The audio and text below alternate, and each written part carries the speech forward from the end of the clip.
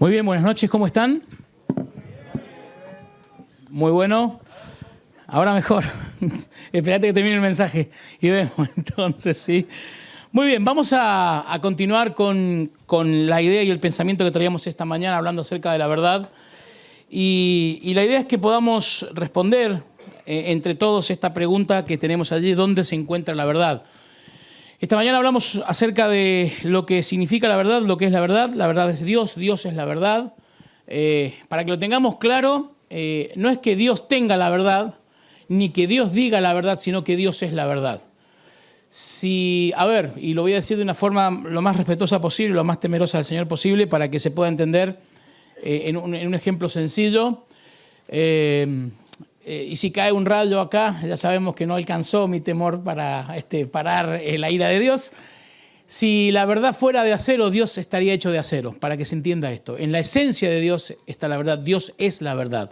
No es solamente que, como decimos, a veces decimos, él sabe la verdad, dice la verdad o tiene la verdad. No, Dios es la verdad y en ese sentido tenemos que caminar y tenemos que tener muy claro frente a quién estamos nosotros. Y la pregunta es, ¿dónde se encuentra la verdad? Y indudablemente tenemos que ir a la Biblia. Y Juan 17 dice, ¿se acuerdan lo que dice? Lo vamos a leer para no errarle. Juan capítulo 17, versículo 17, dice así la palabra de Dios. Juan, el Evangelio de Juan, el capítulo 17, el versículo 17, dice, el Señor Jesucristo, son palabras del Señor Jesucristo, hablándole al Padre. Recordemos que en este capítulo vemos la oración, la última oración final de Jesús antes de la cruz. Dice, hazlos santos con tu palabra, con tu verdad, enséñales tu palabra, la cual es verdad. Otra versión dice, santifícalos en la verdad, tu palabra es verdad. Así que, indudablemente tenemos que entender que nosotros solamente vamos a encontrar la verdad de Dios en dos lugares específicos o en dos sitios. El primero es, como decíamos recién, la palabra, la Biblia, la palabra de Dios. Y el segundo, indudablemente, es el Señor Jesucristo. El Señor Jesucristo dijo en Juan 14:6, yo soy el camino, la verdad y la vida. Nadie viene al Padre si no es por mí. Y aquí tendríamos que dar esta frase que me gusta mucho. El logos de Dios es la verdad. Sabemos que el logos le llamamos al Señor Jesucristo, es el verbo de Dios, es la palabra de Dios que Dios ha expresado para darnos la vida eterna y para darnos la salvación. Y tenemos que decir algo muy interesante. ¿Se acuerdan esta mañana que hablamos de los primeros principios autoevidentes? Aquellas verdades que eran la base de toda la verdad, aquellas verdades que no necesitaban otra verdad para sostenerse, sino que eran la misma esencia de la verdad. Bueno, le pese a quien le pese, la Biblia es el primer principio autoevidente que no puede ser negado. O sea, para que lo podamos entender, la Biblia es la base de toda verdad. La Biblia es la base de toda verdad porque la Biblia es la verdad de Dios que Dios ha expresado a la humanidad a través de diferentes maneras. Así que tenemos que tener muy claro esto. Ahora, aquí lo que surge, y alguna persona que por ahí de esas personas que les gusta discutir diría, bueno, pero lo que estás diciendo es un argumento circular. Es un argumento cuya premisa y conclusión salen del mismo lugar, claro. ¿Por qué decimos que la palabra es verdadera? Porque lo dice la palabra, claro. Pero ¿y cómo hacemos para probar con alguna otra cuestión o en qué parámetro te basás para decir que la palabra de Dios es verdadera? Solamente decimos que la palabra de Dios es verdadera porque la palabra lo dice. Sí, exactamente eso. Ahora, si yo tuviera un libro o tuviera una escritura o tuviera una fuente sobre la cual pudiera contrastar la Biblia, la palabra de Dios, entonces ya la palabra de Dios no sería la verdad absoluta. Esa fuente sería la verdad absoluta. Y estaría esa fuente, esa escritura, ese origen estaría por encima de la palabra de Dios. Y no hay absolutamente nada por encima de la palabra de Dios. Miren, como pueblo cristiano tenemos que aprender a sacarnos algunos mitos y algunas ideas que precisamente las sociedades nos han metido en la cabeza. Y es que, por ejemplo, hay muchos libros que se parecen a la Biblia y todas las religiones importantes del mundo tienen un libro como la Biblia. Eso es una mentira, eso no es cierto, es una falsedad. No hay ningún libro como la Biblia en la historia de la humanidad. No hay y no ha habido un libro como la Biblia en la historia de la humanidad. Ninguna religión, ningún sistema religioso, aparte del cristianismo, tiene un libro tan completo y que exprese este pensamiento y este concepto. tu palabra es verdad. O sea, ni el Corán, ni los libros de los hindúes, ni ningún libro o ningún escrito de alguna religión antigua tiene un concepto como este, que es absolutamente determinante. Tu palabra es verdad, dijo el Señor Jesucristo. Santifícalos en tu verdad porque tu palabra es verdad. Si yo tuviera la posibilidad de tener un escrito superior a la Biblia, entonces la Biblia dejaría de ser la verdad absoluta. Pero no hay un libro superior a la Biblia y no hay ninguna forma de poder contrastar con otra verdad lo que dice de la Biblia en su verdad. Entonces estamos frente a la existencia meramente de lo que decimos que es el primer principio autoevidente que no puede ser negado. Tu palabra es verdad. Y los cristianos, la iglesia de Cristo, el pueblo de Dios afirma que la palabra de Dios es verdadera porque lo dice la palabra de Dios y estamos frente a un ser único, inigualable, que nos ha expresado su palabra de diferentes maneras, en una revelación progresiva a través de la creación, después a través de los profetas y por último a través del Señor Jesucristo.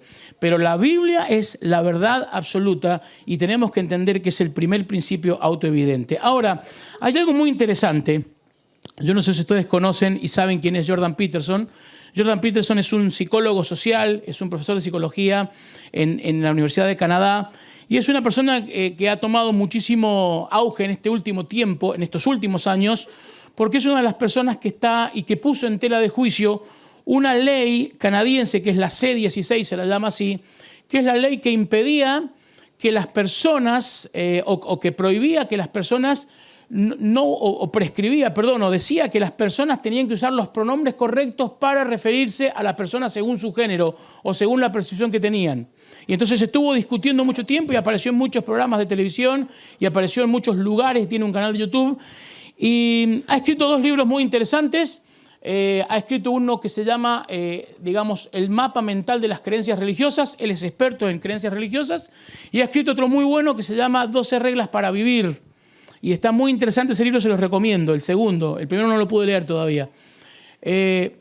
No logro encontrar en su biografía que diga que es cristiano, pero es un tipo que tiene una prédica y tiene una postura que, mire, si no es cristiano pasa raspando. Habría que encontrarse con él y solamente pasarle un folletito o algo porque está ahí de ser un hijo de Dios.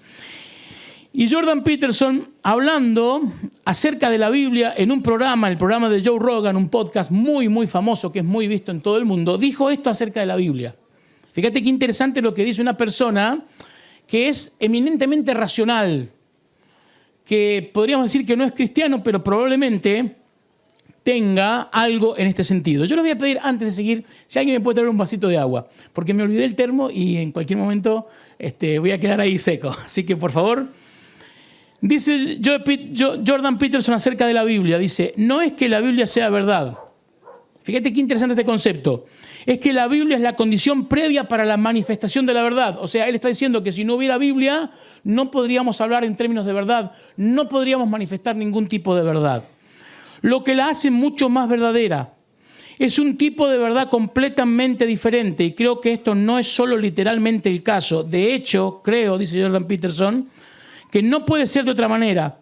Es la única forma en que podemos resolver el problema de la percepción. Y él estaba hablando aquí acerca de lo que la Biblia declaraba sobre el tema de la verdad y de la percepción. ¿Se acuerdan esta mañana cuando hablamos de las narrativas culturales? La narrativa, gracias querido, se ganó el cielo. Qué pena que no sea por obra. Ay, me trajeron vino, chicos, qué bueno, gracias. Se va a desviar la predicación, Ahora es interesante que Jordan Peterson, que es una persona que ha combatido abiertamente en los medios masivos de comunicación el tema de la percepción de género y está en contra de estas leyes que nos quieren obligar a pensar y a hablar como ellos suponen que tenemos que hablar, es una persona que dice que la Biblia es la única fuente que podría solucionar o que podría darnos la respuesta al problema de la percepción. ¿Qué significa esto? Obviamente yo tuve que extraer esta frase. La entrevista duró 3 horas y media. Ustedes la pueden ver si quieren ahí, si tienen Spotify o lo buscan en YouTube. Es The Joe Rogan Experience y ahí ven el episodio de Jordan Peterson. Fue a mediados de este año, en enero o en febrero fue este episodio. Él habla acerca de que la única manera de que podemos resolver la percepción, este problema de la percepción, yo me percibo como mujer, yo me percibo como hombre, yo me percibo como sirena, como delfín, como ballena, lo que sea, lo que hay dando vueltas por allí en el mundo, es contrastar todo este tipo de verdades, entre comillas, que surgen por allí, de verdades que son particulares y son, cada uno tiene su propia verdad, contrastarlos con un patrón modelo, con una verdad que sea absolutamente, muchas gracias, muy amable, muy amable. No le digan nada, chicos, por favor. Gracias, ya no necesito más agua. ¿Podrá hacer un mate? No. Ahora, interesante lo que dice este hombre, porque este hombre está, de alguna manera, marcando la intelectualidad a nivel de Occidente. Es un tipo que está allá arriba, es un top de la intelectualidad a nivel de Occidente y está hablando permanentemente y está diciendo que la única manera de resolver este problema de la percepción y de buscar una verdad absoluta que pueda después desgranar en todas las áreas de nuestra vida para saber lo que está bien y lo que está mal es la Biblia. Incluso fíjate lo que dice él. Nosotros decimos el primer principio autoevidente que no puede ser negado. Él dice, no es que la Biblia sea la verdad, sino que es la condición previa a la manifestación de la verdad. O sea, en otras palabras, si no existiera la palabra de Dios, no podríamos hablar en términos de la verdad o no sabríamos lo que es la verdad. Yo no sé si este señor es cristiano, pero me encantaría que fuera cristiano y encontrarme en el cielo para decirle, maestro, acá estamos, ¿sí?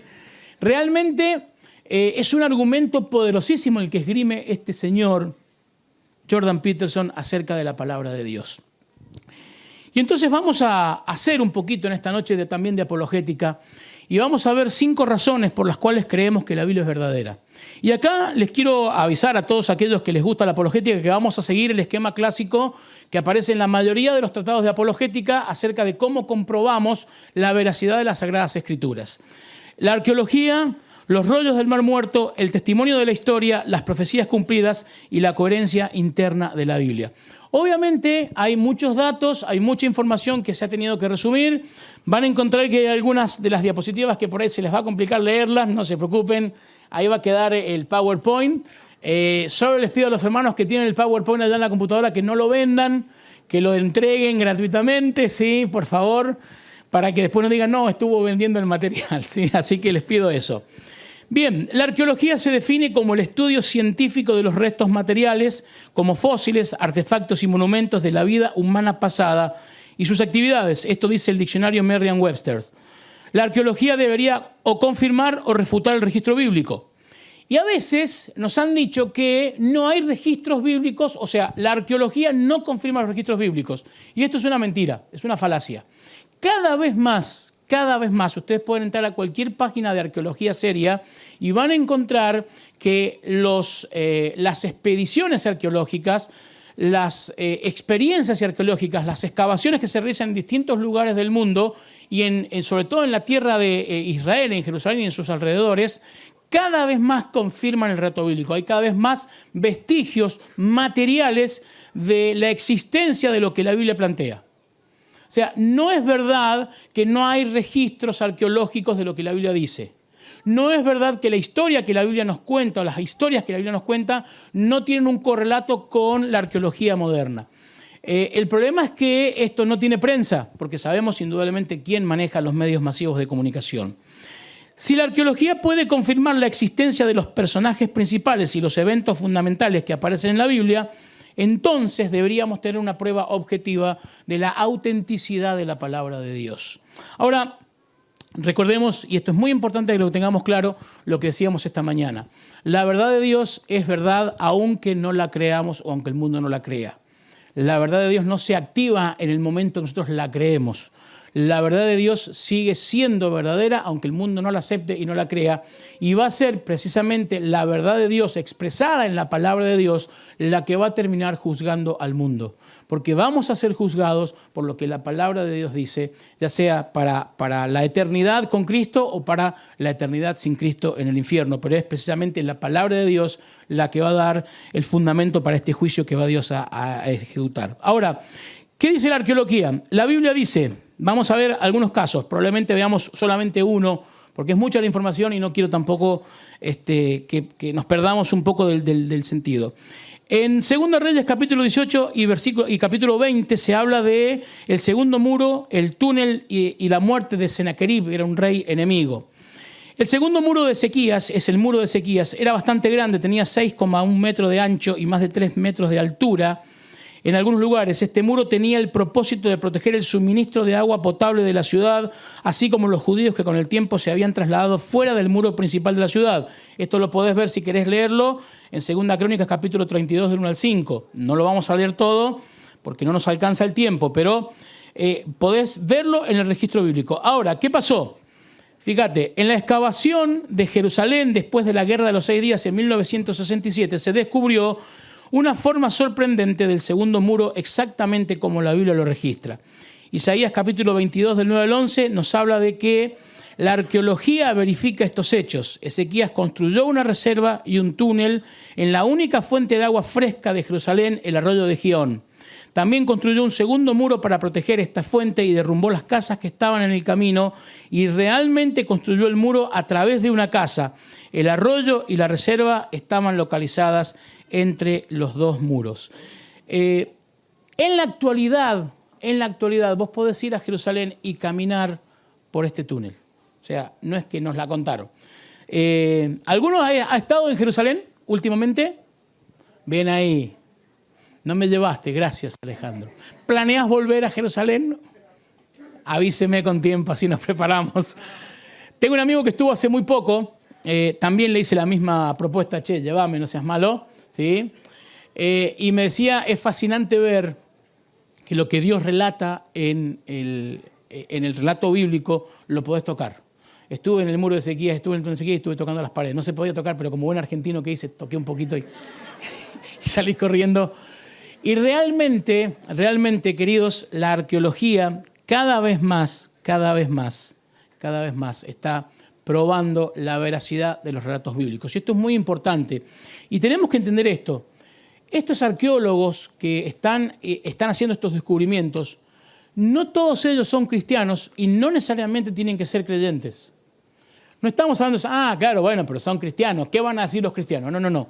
Son arqueólogos que se dedican a investigaciones y a retirar registros fósiles de todo lo que va quedando y no son personas que tal vez estén ligadas a alguna iglesia o estén interesadas en probar la veracidad de la Biblia, pero indudablemente todo este tipo de excavaciones, todo este tipo de cuestiones hace que nosotros podamos tener un registro. Sí, querido.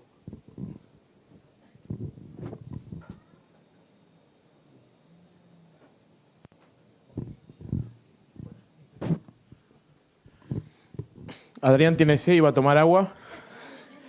Necesitamos apagar 1 minuto la luz de todo el campamento porque está la UTE afuera y hubo un desperfecto. Entonces, en 30 segundos vuelve la luz. Así que los padres están cerca de los niños y los líderes acerca de algunos que, bueno. Y yo me quedo cerca de Adrián para que no se me vaya a dormir. Y ya seguimos. Disculpanos, Adrián. Por favor.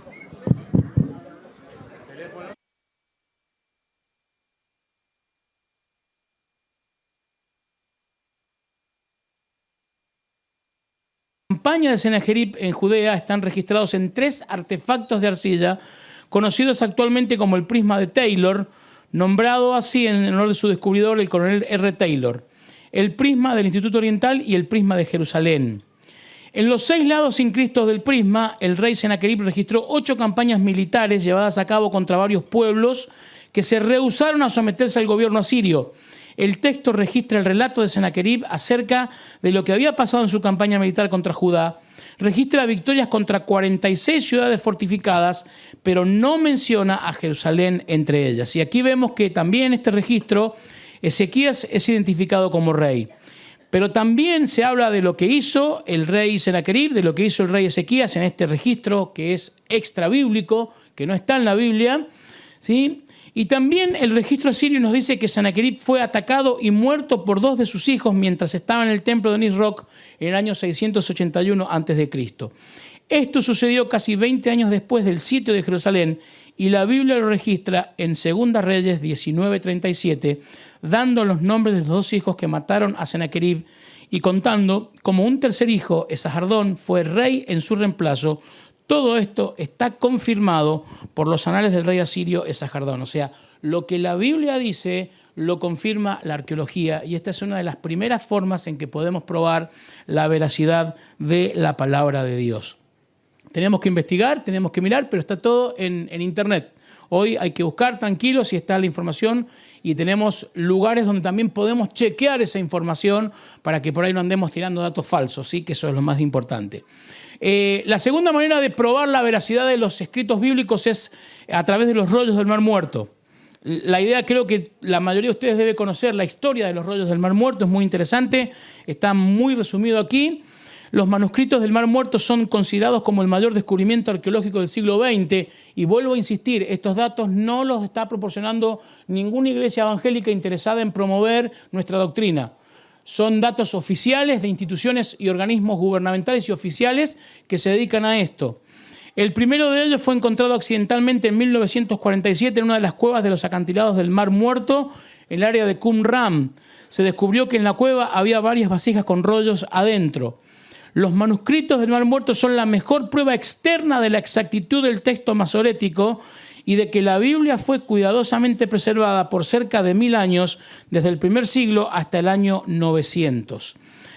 ¿Qué significa esto? Las escrituras hebreas del Antiguo Testamento fueron preservadas por un grupo de judíos llamados masoretas, cuyos manuscritos hoy se conocen como texto masorético, que es el texto que da la base a las versiones de la Biblia que fueron pasando hasta que nos llegó a nosotros, obviamente la Biblia en castellano, que fue la Reina Valera, la primera de ellas, y después las diferentes versiones.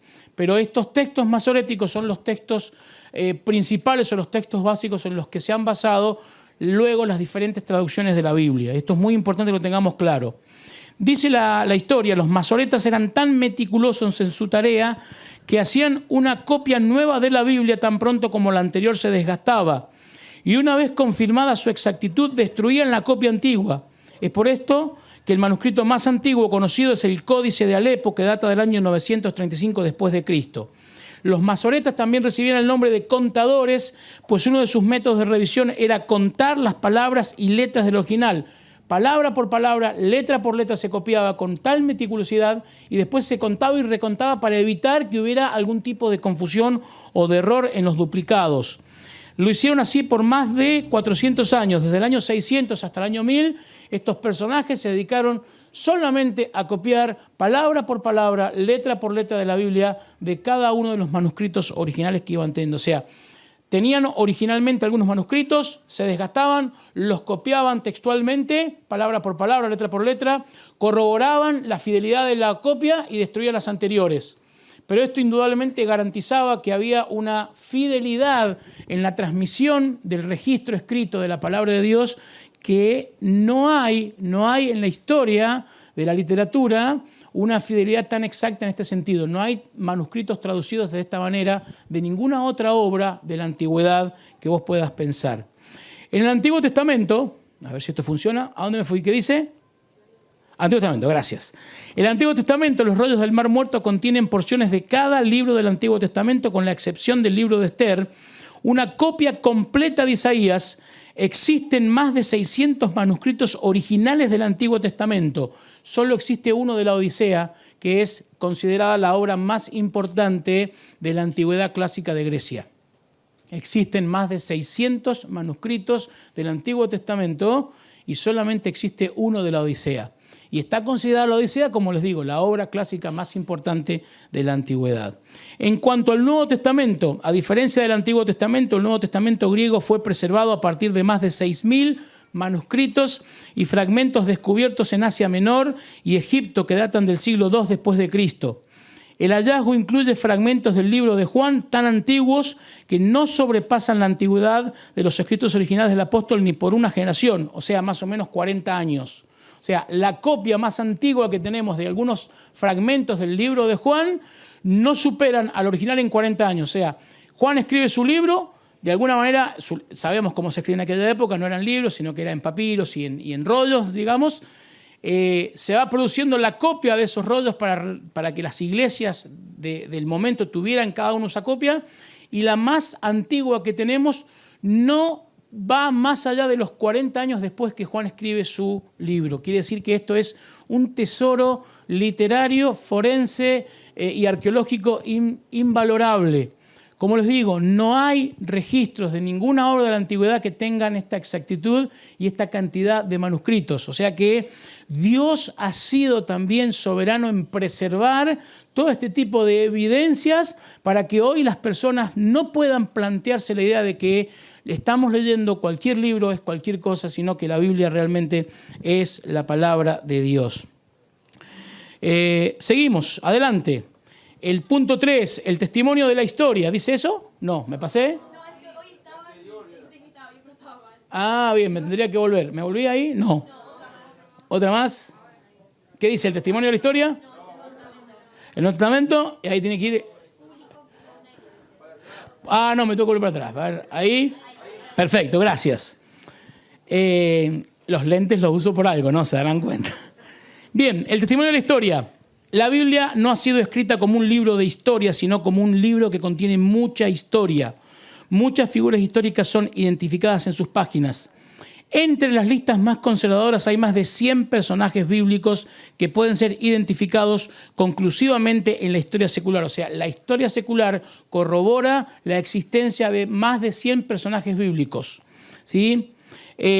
Esto tiene que ver mucho con el Antiguo Testamento, ¿sí? Hay muchísimos personajes. Isaac, faraón de Egipto, Ofra, otro faraón de Egipto, son personajes que nombra la Biblia y que la historia secular también los nombra y los reconoce y se pueden identificar. Ahora, es interesante lo del Nuevo Testamento. El Nuevo Testamento tiene su propia lista de personajes históricos, entre los cuales tenemos a Tiberio César, Poncio Pilato, Herodes, su hermano Felipe, Anás y Caifás, todos mencionados en Lucas 3, en conexión con el comienzo de la predicación de Juan el Bautista, quien introdujo a Jesucristo. Tiberio se encuentra en numerosas monedas romanas y vivió del año 42 hasta el año 37 después de Cristo. Herodes, el tetrarca de Galilea, y su hermano Felipe, tetrarca de Iturea, ¿sí?, son mencionados por Josefo, el famoso historiador judío del primer siglo. Hay una inscripción en la piedra dedicada a Poncio Pilato que dice así: Poncio Pilato, prefecto de Judea. En arqueología se conoce como la piedra de Pilato y está en el Museo de Israel en Jerusalén. Si alguno va a Jerusalén y me quiere llevar, estoy dispuesto. Anás y Caifás son mencionados por Josefo como uno de los sumos sacerdotes judíos del primer siglo. Ahora, vamos a ver rápidamente un listado de algunos historiadores contemporáneos del Señor Jesucristo y de todos estos acontecimientos que estamos nombrando, que escribieron acerca del cristianismo. Y lo que tenemos que tener en mente y muy claro es que estas personas no eran simpatizantes del cristianismo, todo lo contrario. O sea, si vos querés tener un testimonio real, vívido y fidedigno de la existencia de una persona, no deberíamos fijarnos solamente en los amigos de esa persona y lo que dijeron los amigos de esa persona, sino en lo que dijeron sus detractores.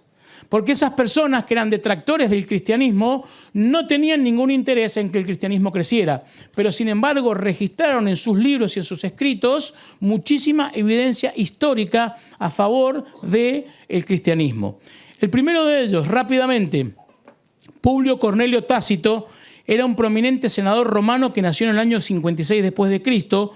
Su obra histórica más famosa fue Anales, publicada en el año 115 o 116. Tácito confirma la conexión entre Cristo y Pilato y está de acuerdo con el registro bíblico de que esto ocurrió durante el reinado de Tiberio. Veamos una cita de Tácito tomada de Anales 15:44. Consecuentemente, dice Tácito, para deshacerse del informe, Nerón inculpó e infligió las torturas más exquisitas a una clase odiada por sus abominaciones, llamados cristianos por el populacho.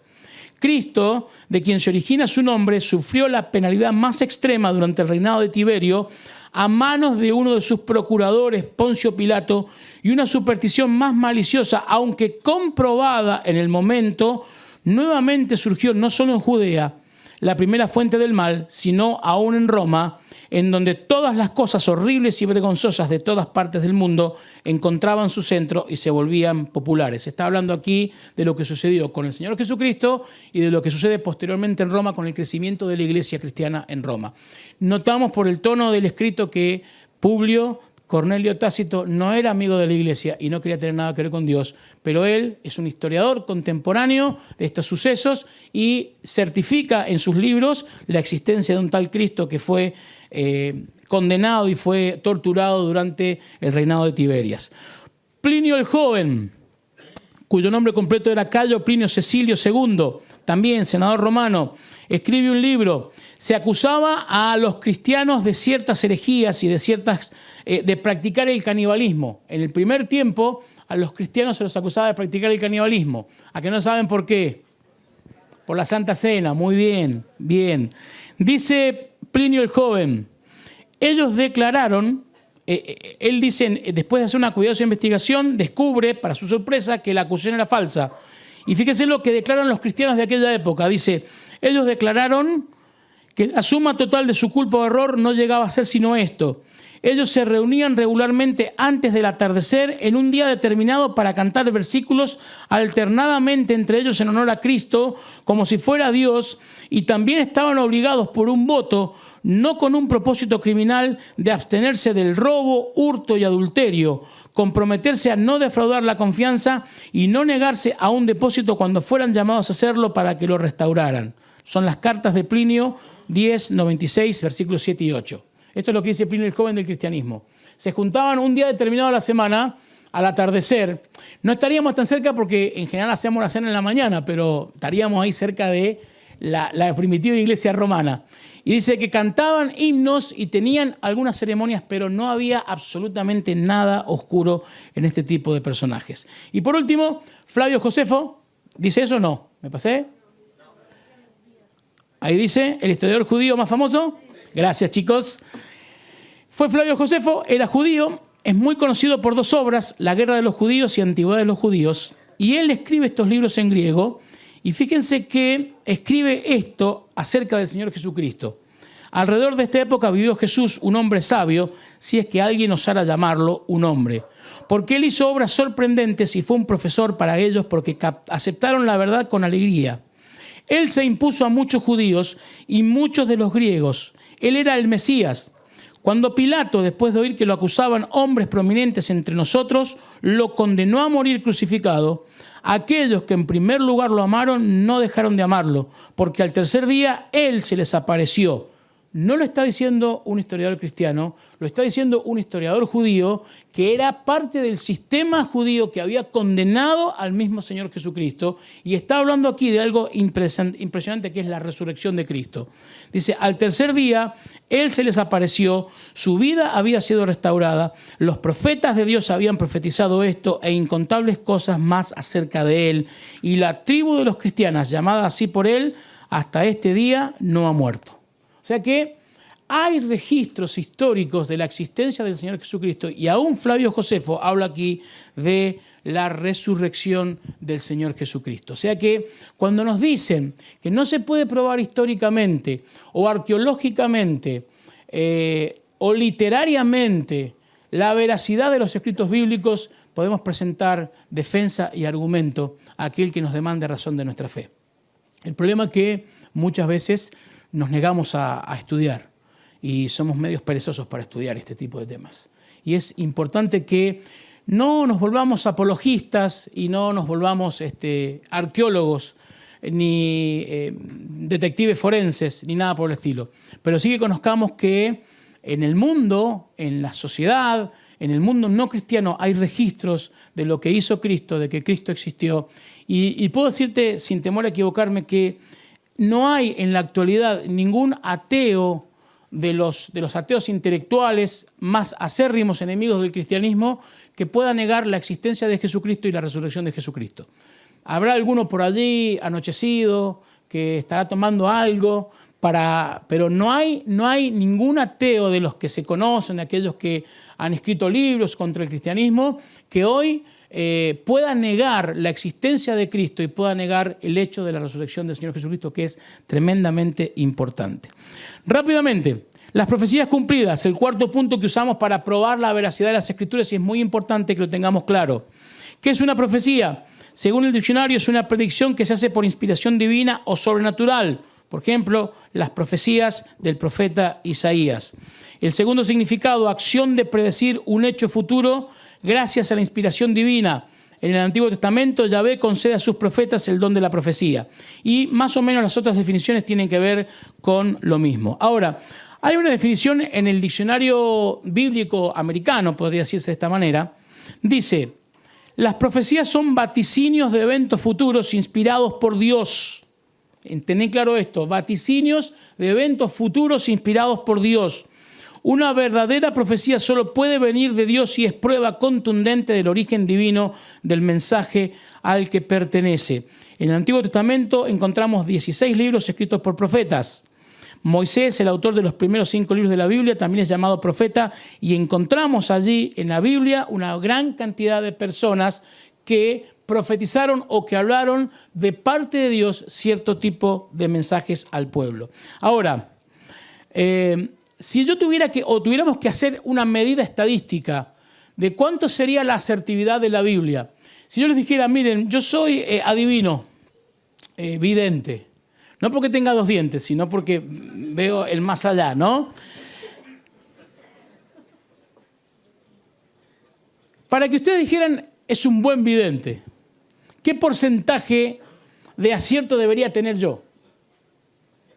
100%. Bueno, también, a ver. Chicos, bajemos un poquito. 40. ¿Vos con un 40 confías? 90. 80, 90. Bien. Vos sabés que alguien se ocupó de medir la asertividad que han tenido una serie de videntes en Estados Unidos. Y combinada la asertividad que han tenido era del 0,6%. O sea, menos del 1% de las predicciones que se hicieron en un cierto tiempo en Estados Unidos realmente se cumplieron. Manso profeta, dirían los pibes, ¿no? Sí. Ahora, en la Biblia existen alrededor de 2.500 profecías. Y las que no se han cumplido es sencillamente porque todavía no ha llegado el tiempo de su cumplimiento. Quería que viéramos 2, pero vamos a ver solamente la del profeta Miqueas. Miqueas capítulo 5, versículo 2 dice, pero tú, Belén, Efrata, pequeña para estar entre las familias de Judá, de ti me saldrá el que será Señor en Israel, y sus salidas son desde el principio, desde los días de la eternidad. En el Nuevo Testamento leemos de un grupo de sabios que vinieron a Herodes en busca del Mesías. Después de que ellos se fueron, Herodes reunió a los expertos para preguntarles dónde nacería el Mesías. Ellos citaron la profecía de Miqueas, declarando que el Mesías nacería en Belén. Esto lo podés encontrar en Mateo capítulo 2, versículos 4 y 5. O sea, a ver, lo que tenemos que entender. El profeta Miqueas escribe esta profecía alrededor del año 700 a.C. Los sucesos registrados en Mateo ocurrieron en el año 4 después de Cristo. O sea, 704 años antes de que esto sucediera, Miqueas había escrito exactamente lo que iba a suceder. Ahora veamos los eventos que debieron ocurrir para que la profecía se cumpliese. Cuando el ángel le dijo a María que daría luz al Mesías, tanto ella como su prometido vivían en Nazaret, una ciudad de Galilea, Lucas 1, 26 y 27. Cuando se aproximaba la fecha del nacimiento, José la llevó a Belén, una ciudad lejana en Galilea, ya que María y José vivían en Nazaret. Las probabilidades de que estuvieran en Belén para el nacimiento de Cristo eran mínimas. Esto fue un cumplimiento directo de la profecía de Miqueas y una prueba más de la veracidad de la Biblia. Ahora, qué interesante esto, ¿no? ¿Se acuerdan por qué José y María tienen que viajar a Belén? Por un censo, que es un edicto ¿de quién? ¿De quién? ¿Quién fue? ¿Augusto César? ¿El emperador romano? No fue Augusto, no, perdón, Tiberias. Estamos hablando. Sí, está bien, ¿no? Ahí se me fue el dato, perdón. Bueno, pero a ver, ¿cuáles son las posibilidades reales de que una pareja clase baja de la sociedad de Galilea pudiera viajar prácticamente a punto de dar a luz la esposa a una ciudad lejana y en el tiempo del alumbramiento estar en la ciudad que había sido predicho 700 años antes? Si no hubiera habido un edicto, esa pareja no hubiera salido de su hogar. No tenían que hacerlo, no había necesidad. O sea, si vos te pones a pensar en Miqueas y ves cómo Miqueas encadena los sucesos y hace esta profecía, y luego ves en la historia, porque esto es histórico, esto no solamente, damos el registro bíblico porque leemos la Biblia, pero esto está registrado en los libros de historia seculares, el nacimiento de Cristo y la fecha del nacimiento de Cristo, y todo este dicto y toda esta cuestión está en los libros seculares. ¿Qué posibilidades hay de que Miqueas pudiera vislumbrar esto si no fue inspiración divina? Ahora, si yo fuera amigo de Miqueas, le pediría que me diera los números de la lotería. Indudablemente. El tipo tiene un 100% de efectividad. Hay otra profecía también que es interesante, que es la del rey Ciro, pero se las dejo para que ustedes la vean después, porque es muy interesante la del rey Ciro, cuando en Isaías 45, 1 y 2 se lee acerca de lo que iba a hacer Ciro, ¿sí?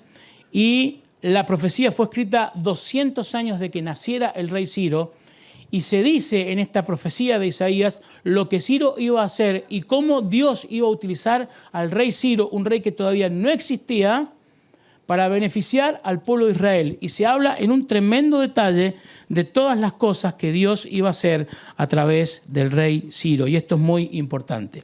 Y por último, la coherencia interna de la Biblia. ¿Qué significa esto? La Biblia moderna está compuesta de 66 libros. Esto después lo podemos charlar si quieren, porque por ahí a veces no son 66, pero lo podemos ver. 39 del Antiguo Testamento y 27 del Nuevo. Y fue escrito en un lapso de más de 1500 años por más de 40 autores diferentes de todos los oficios. Pastores, agricultores, constructores, médicos, pescadores, sacerdotes, profetas y reyes. Fue escrita en 3 lenguas diferentes, hebreo, arameo y griego. Pero estas no siempre eran las lenguas de sus protagonistas. Jesús y sus discípulos, por ejemplo, probablemente hablaban arameo la mayor parte del tiempo, pero los evangelios fueron preservados en griego a pesar de todos los obstáculos, errores de los copistas, problemas de traducción, diferencias entre el lenguaje hablado y el escrito. El grado de coherencia interna de la Biblia es impresionante. ¿Qué significa esto? Si vos querés decirme que 40 autores durante un lapso de 1500 años escribieron un libro que tiene una congruencia interna, que no se contradice en ninguna de sus partes y que tiene un hilo conductor a través de toda la Biblia, a través de todo este libro que se ha escrito durante 1500 años, 40 diferentes autores, en 3 idiomas distintos, en diferentes culturas, en diferentes países, y todo el libro habla de lo mismo. Y tiene un tema central que es Cristo, que es Dios y que es la gracia de Dios derramada sobre su pueblo. Si encontrás un libro así en la literatura, entonces indudablemente es la Biblia. No hay otro libro como la Biblia. Fíjate, el caso de la Ilíada, otra obra escrita por Homero, escrita por un solo autor, Homero, alrededor del año 900. Existen 643 copias conocidas de la Ilíada, de las cuales la más antigua data del 400 a.C. Ninguna de ellas es 100% igual a las demás. En su sitio web Christian Apologetics and Research Ministry, que bien que hablo inglés, Ministerio de Investigación y Apologética Cristiana, se estima que la coherencia, o sea, la coincidencia entre una copia y la otra es del 95%, bastante bueno. El Nuevo Testamento ha sido preservado en casi 6.000 manuscritos griegos conocidos y se estima que la coherencia entre ellos es del 99,5%. 6.000 manuscritos y la coherencia interna de las ideas, de lo que está allí reflejado, del tema, de absolutamente todo, la coincidencia es del 99,5%. La diferencia entre uno y otro es minúscula. Si los críticos de la Biblia descartan el Nuevo Testamento como fuente confiable de información, también deben negar la confiabilidad de los escritos de Platón, Aristóteles, César y Homero. El grado de diferencia en las copias de estos clásicos antiguos es mayor que en el de los manuscritos que componen la Biblia. O sea que, indudablemente, hay mucha más información acerca de la veracidad de la palabra de Dios. Hay mucha más información que debe servirnos a nosotros para entender que estamos frente a un libro que es singular. No hay otro libro como este, queridos. No hay otro libro como este. No se ha escrito, no se va a escribir. Lo que Dios tenía para decir lo dijo en la palabra de Dios, en su palabra, en la Biblia. Y a nosotros, gracias al Señor, nos ha llegado aún en nuestro propio idioma. Tenemos la facilidad de leer a Dios en nuestro propio idioma. Ahora, vamos a poner el video ya enseguida, ¿sí? Quiero enseguida compartir un video con ustedes, pero quiero que podamos concluir en esto. Queridos, la Iglesia no puede tener dudas en cuanto a la verdad y a su autor. Debemos entender que la verdad de Dios se percibe de forma sobrenatural, indudablemente, así como fue escrita la Biblia, pero no podemos separar el conocimiento intelectual de la verdad. Leíamos esta mañana 1 Pedro 3, del 15 al 16, que decía que tenemos que estar preparados para dar razón, para explicar lo que creemos. Solo se puede explicar aquello que es lógico y racional. Si bien la Biblia nos llega de forma sobrenatural, yo no puedo separar la intelectualidad, el raciocinio de la lectura de la palabra de Dios. No hay ser más racional, más lógico que Dios. Ahora, esto no implica que yo pueda entender a Dios y las cosas que Dios hace. Eso es otra cosa. Es otra cosa eso. También algunos chicos me decían, cuando vos decís que la verdad es lógica y cómo algunas cosas de Dios no las entendemos, está bien que sea así. Porque si entendiéramos todo lo que es Dios, no sería Dios. No sería un ser infinitamente perfecto e infinitamente alto. Mis pensamientos son más altos que tus pensamientos y mis caminos son más altos que tus caminos, dice el Señor. Pero a Él le ha placido revelarse. Y nos ha dejado la verdad. Y no solamente nos ha dejado la verdad escrita, sino que también nos ha dejado la verdad encarnada. Cristo es la verdad de Dios. Cristo es la verdad de Dios. Iglesia, no podemos callar la verdad. Debemos conocerla, debemos vivirla, debemos ser liberados por la verdad. Juan 8:32, decíamos esto recién esta mañana, ¿se acuerdan? Cuando decíamos en Juan 8:36, ¿sí? Y si el Hijo os libertare, seréis verdaderamente libres. Y es en la verdad donde nosotros podemos descansar, sabiendo que lo que Dios dice es verdadero. Mirá, en medio de las pruebas, en medio de las angustias, en medio del dolor, a veces no vamos a ver la mano de Dios. Y eso nos perturba un poco. Pero podemos confiar en la verdad de Dios. Y podemos confiar en las promesas de la Biblia cuando el Señor dice, yo estoy con ustedes todos los días hasta el fin del mundo. Pero nos falta muchas veces entender el carácter de Dios. ¿De qué lado? Bueno, dale, ya está. ¿Le va a poner el sonido ahí? Perfecto. No dije nada, muy bien, gracias. ¿Lo vamos a pasar de ahí entonces? Bien, quiero compartir un video con ustedes que a mí, sinceramente les digo que cada vez que lo veo, se me quiebra la voz y se me pianta un lagrimón.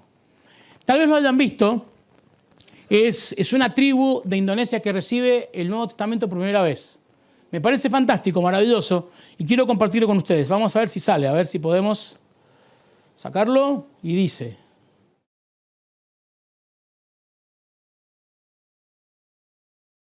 Traffic advisory Mike Alpha Delta from Sintani to Corupa, now crossing the ridge just above Sela, maintaining 1-2000. There'll be a big party when we land. They'll be dancing and singing, and it'll be pretty amazing.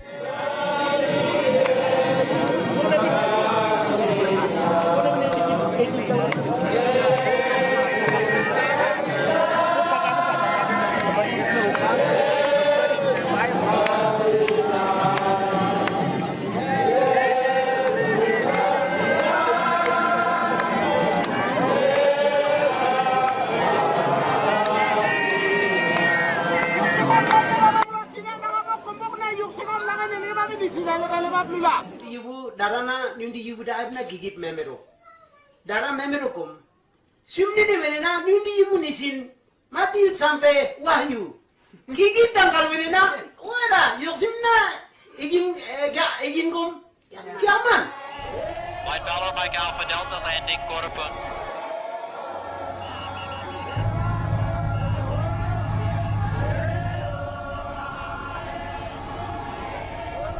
White Valor Mike Alpha Delta on the ground.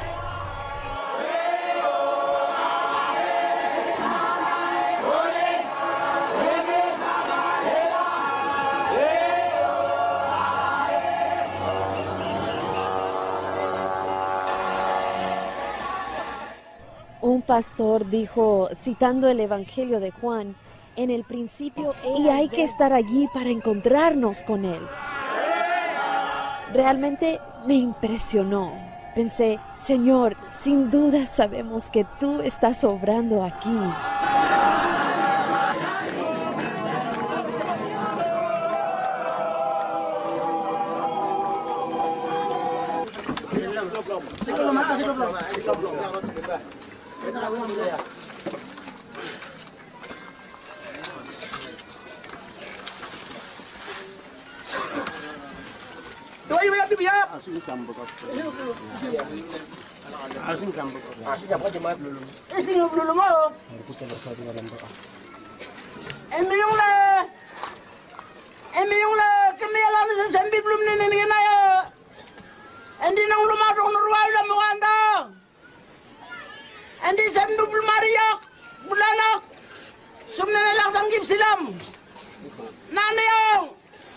Porque yo sabía que se alegrarían, pero ver toda su emoción fue tan abrumador para mí. Pensé, no tenemos idea. Tenemos la Biblia desde hace tanto tiempo que no la valoramos. Tenemos recursos y traducciones, tenemos todas estas cosas, pero no la apreciamos. No nos damos cuenta del precioso don que tenemos en nuestras manos. Y esta tribu lo ha reconocido y claman, Señor, has venido a nosotros mediante tu palabra.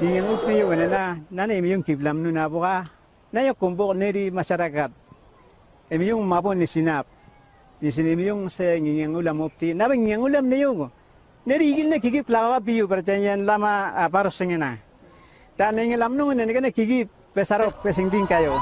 Ingelok. Imeyong si bebe yaka beb nak nong ingelulam siyo. Ti imeyong si bebe beb nak delimop. Kamin na ano sungon ulam kumbok.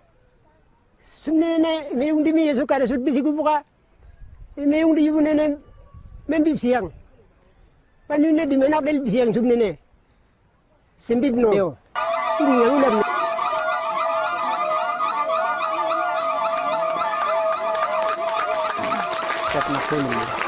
Sumne emi yung na yung apa diplam na ano se di man de ayu ne ke lak dep ne ya se di man de ya ne ke na wene ya ko dep la di man de ya ne na de ya la ko buka sampai pokok na orum ni.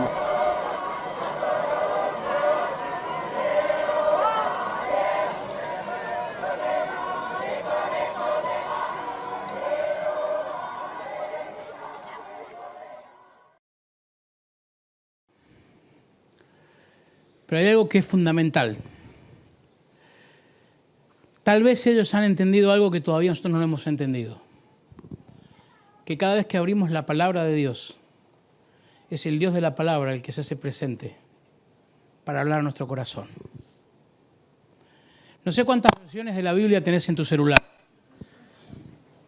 Yo no soy. No sé cuántas versiones de la Biblia tenés en tu celular o cuántas Biblias tenés en tu casa. Pero yo no logro ver este video y conmover mi corazón y decir, Señor, perdóname por mi falta de lectura bíblica. ¿Cómo se prepararon para recibir el Nuevo Testamento? ¿Cómo clamaron a Dios? Es un video más largo, dura 10 minutos. Te aconsejo que lo veas allí en internet. Es tremenda la devoción de estas personas cuando van a recibir la Biblia en su idioma.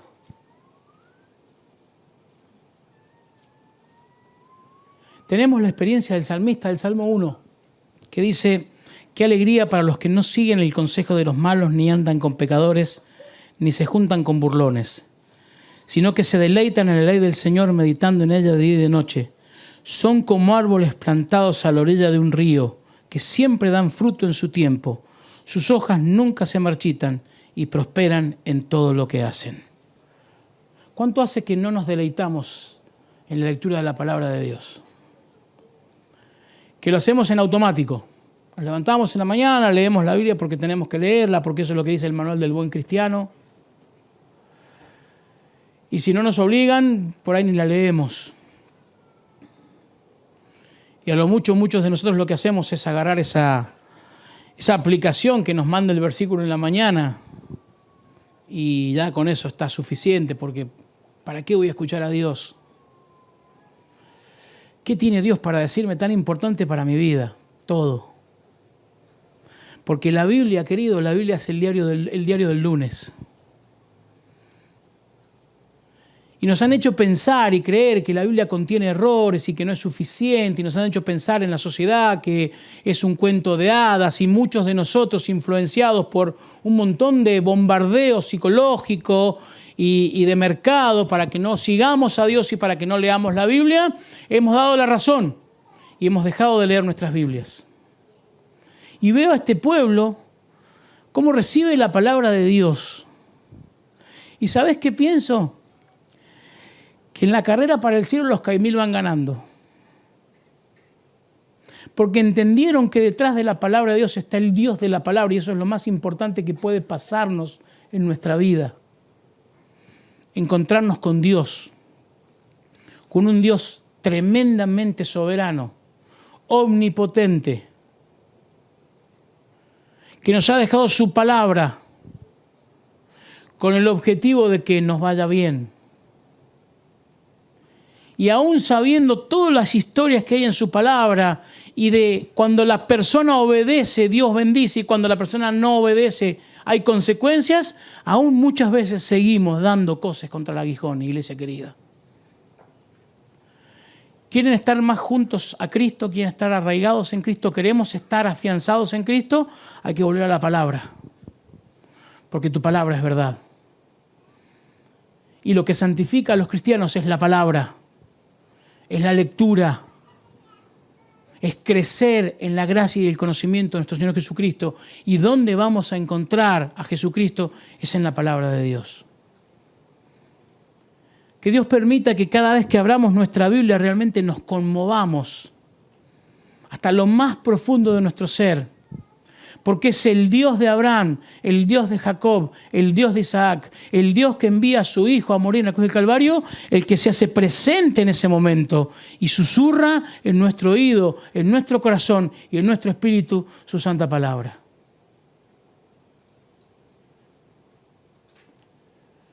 Hay un refrán que dice: la familiaridad engendra el desprecio.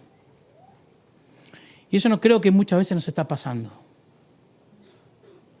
Sabemos tanto de la Biblia y tenemos tanta información que muchas veces no sabemos qué hacer con la información. Pero miren, queridos, hoy hay mucha distracción en el mundo para los cristianos. ¿Querés que te dé un consejo sabio de la palabra de Dios para que podamos realmente volver a ese conocimiento profundo y a esa comunión profunda con el Señor? Acompáñame a Mateo capítulo 4, versículo 20.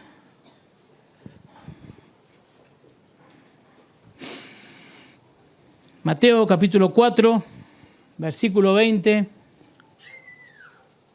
dice: y enseguida dejaron las redes y le siguieron.